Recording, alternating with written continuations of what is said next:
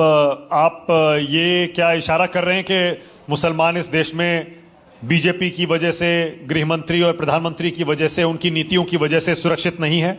आप तो सब पूछे जा रहे हैं मेरे से, मगर हम कह रहे हैं कि इस देश के कल में, कारखाने में, उन्नति में स्वतंत्रता आंदोलन में, मतलब भले हम अल्पसंख्यक हैं मगर हमारी भूमिका किसी से भी कम नहीं रही है।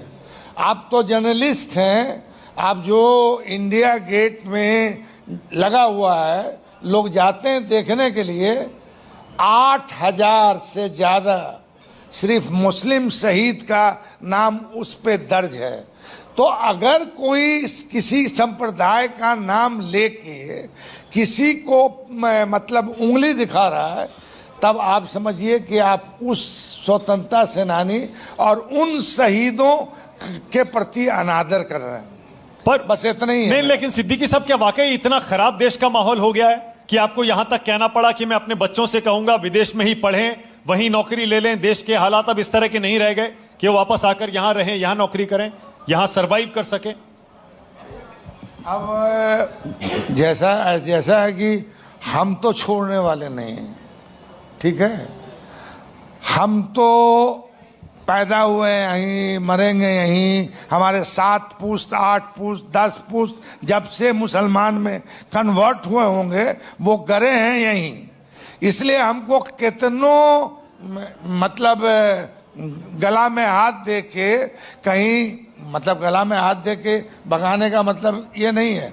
मतलब हमारा कहना, देखिए भारतीय जनता पार्टी में भी एक से एक बड़े लीडर हैं। भारतीय जनता पार्टी के नेताओं को भी मुस्लिम समाज इज्जत करता रहा। चाहे अटल जी को ले लें, चाहे बहुत सारे ऐसे नेता, एवं आडवाणी जी जब रथ निकाले, आडवाणी जी से भी बहुत ज़्यादा शिकायत मुसलमानों को नहीं रही है। मगर जो लोग मुंह पर चिढ़ा रहा है, तो हम भी तो आदमी हैं, हमारा भी दिल तो दुखेगा, हम भी तो कुछ कहेंगे। आप बड़ी बात कह रहे हैं। आपने कहा कि आडवाणी जी से भी आपको इतनी दिक्कत नहीं थी जितनी फिलहाल आज की सरकार से, नरेंद्र मोदी, अमित शाह से।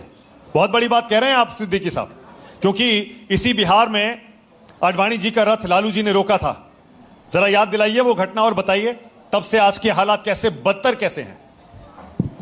देखिए ऐसा है कि सब कुछ तो आप लगता है मेरे को ही टारगेट नहीं, अभी राकेश जी का भी नंबर आएगा, अभी आएगा नंबर। बता रहे हैं, लालू जी चीफ मिनिस्टर थे और उस वक्त यूनाइटेड बिहार था।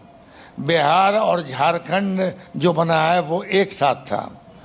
और उस वक्त कुछ लोगों ने उन्मादी एक्शन करके सांप्रदायिक उन्माद, असंप्रदायिक दंगे का माहौल बनाया था।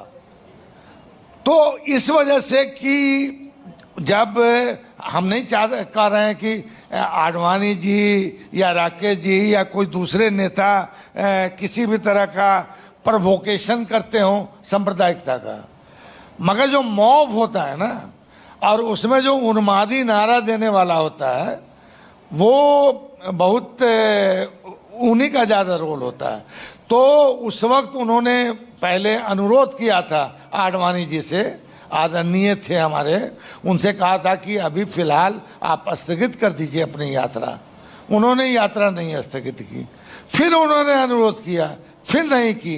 तब उन्होंने कहा कि हमारे स्टेट में अगर आएंगे, यात्रा करेंगे, तो हम उनको यहाँ से लेके और अच्छे गेस्ट हाउस में उनकी व्यवस्था करेंगे।